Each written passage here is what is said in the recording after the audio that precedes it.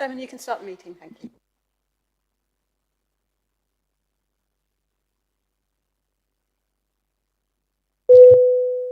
Good afternoon, ladies and gentlemen, and welcome to today's meeting of the Cabinet.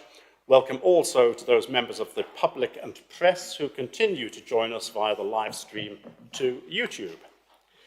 During the live broadcast, members and officers are asked to please ensure that mobile phones are placed in silent mode and that microphones are switched off whilst not in use. First item on the agenda, would member services please report any apologies for absence? Thank you, we've had no apologies. Thank you very much. Move on to agenda item 2, the previous minutes. We're being asked to approve the public minutes at pages 3 to 8 of the agenda pack as a correct record of the 2 cabinet meetings which took place on the 21st of July 2025. May I ask any member who doesn't agree with the minutes to indicate that now? I see no objections to the proposal to approve the minutes as a correct record, so they are now agreed and I'll sign them.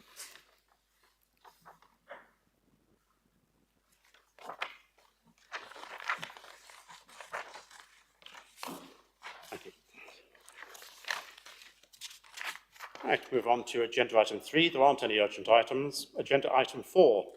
Agenda item 4 is to receive any declarations of interest under the local code of conduct or any interest under the code of conduct on planning matters in respect of any items to be discussed at this meeting.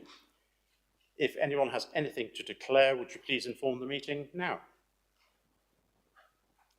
No hands are raised, thank you.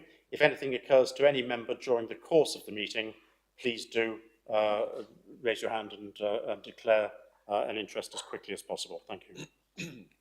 Agenda item 5 is the Investment Board update and review of the commercial and investment strategy on pages 9 to 18. Now, this is for Cabinet to be updated on the latest work of the Investment Board. I'll propose this, and the report is pretty much a steady-as-you-go report in many respects. Interest rates have been such that commercial opportunities haven't been numerous at all.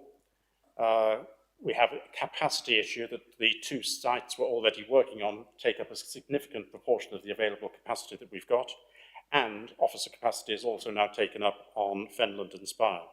And we've got the 3rd issue, that the prospect of local government reorganisation is something which also takes away the opportunities that we really have for long-term investments. And until we know for certain that local government reorganisation isn't going ahead, which is probably unlikely, but if it doesn't go ahead, then maybe we can look at that again, but at the moment it stymies any long-term thinking for long-term plans. I'd be happy if I may have a second of the Councillor Mrs. French. Thank you very much indeed. Open it up to members for any comments or questions. No comments, no questions. Thank you very much indeed. So the item recommendations are on page 10 and are for Cabinet to note this report and to continue to agree that a review of the commercial and investment strategy be deferred. Is this agreed? Agreed. Councillor Mrs. French? Yes. Agreed. Good, thank you very much indeed. Agenda item 6 is the refuse, recycling and cleansing HGV fleet replacement report, which is to be found on pages 19 to 24 of your pack. Councillor Tierney, would you be kind enough, please, to propose this report? Yes, thank you, Chairman. I do propose a report. Hopefully you've all had a good read of it and you understand the content of the report. The gist of it is that we run 20 vehicles, HGV vehicles, which we use for our refuse collection and associated business.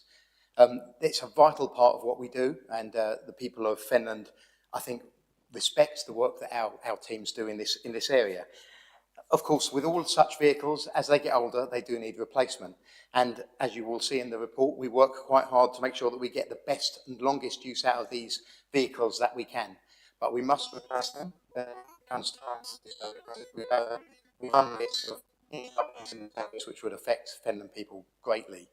Now, it's quite a lot of money involved, but it's spread over a number of years. And in the middle of that, of course, local government reform will happen, and that could change the nature of things. But we still must do the work to prepare, because we don't know what the future is going to be. And we couldn't skimp on it even if the councils were changing, because we have to put in place the right services for people, regardless of which council is going to eventually run them. So the proposal here is to devolve the decision to the correct officer in charge of the system, and then in cooperation with the portfolio holder, which is myself, happy to take any questions. Thank you. Thank you, Councillor Tierney. I'm happy formally to second the report. Comments or questions from members? Councillor Mrs. French. Thank you, Chairman.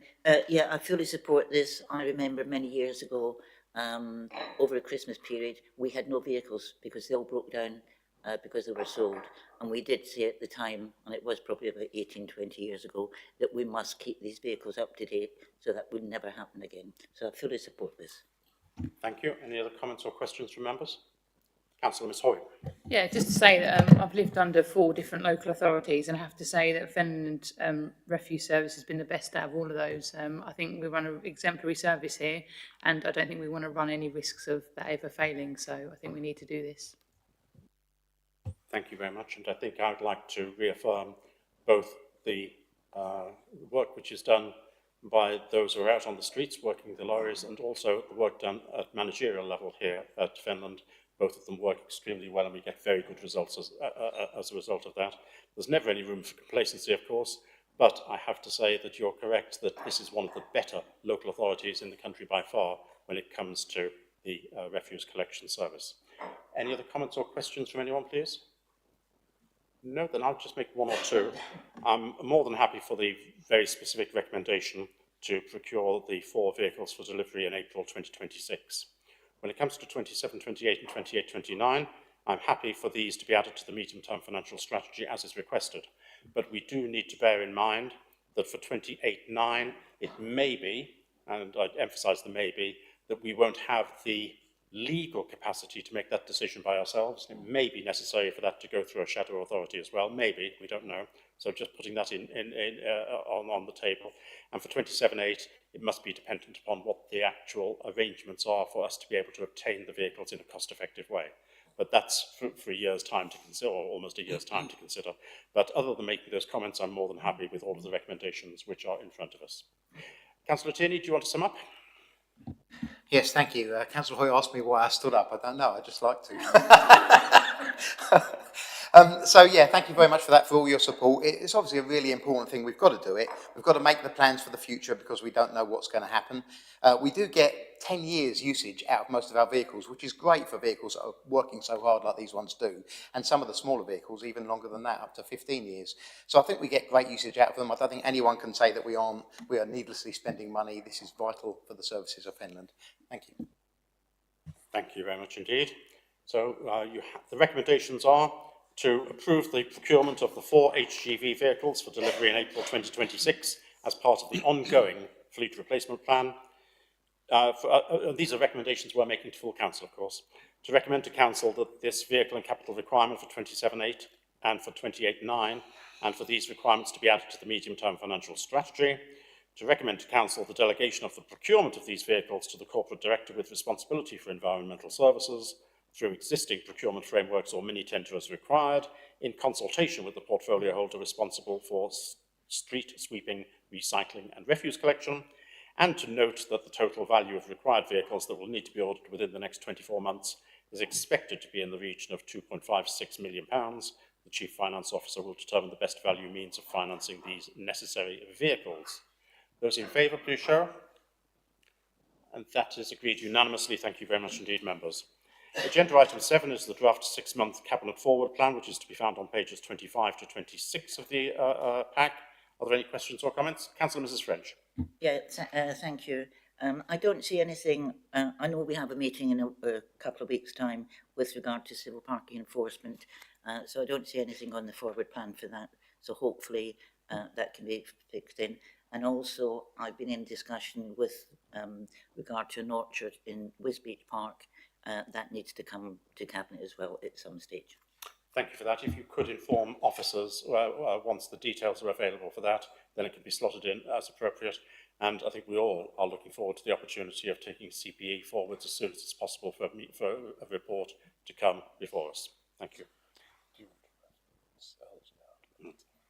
There will be, on LGR, there will be a necessary meeting of Council and Cabinet to do with LGR, and that will almost certainly take place in November. It will certainly take place before the 28th of November, because the 28th of November is the deadline by which we have to make a recommendation to the Secretary of State as to what arrangements we believe are most appropriate.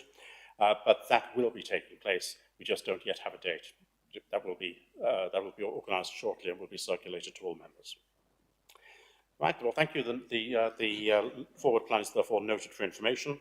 Agenda item 8, there are no items. And agenda item 9 is to do with the confidential minutes, but we don't need to go into private session on this unless anyone wishes to comment on or correct the confidential minutes from the last meeting. Will anyone wish to comment on oh, Councillor? Well, I've got a question, but I'm sure that it will be kept. I'm sure that it will be able to be asked publicly and answered publicly, because I'm very careful. I'll be very careful in what I ask. It's just to ask, given that what the matter was regarding, does anyone have an idea of when we will have an update on that matter? Just roughly. I don't need an exact date, but just we have a rough idea of when Cabinet will get a later update. I will ask Carol to give the answer to this.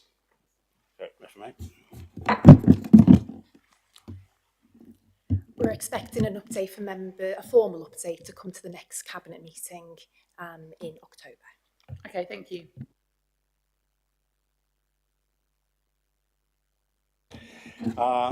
So we're being asked to approve the minutes which were taken during the exempt part of the meeting, which was held on the 21st of July 2025, which are found on pages 27 to 30 of the confidential agenda pack.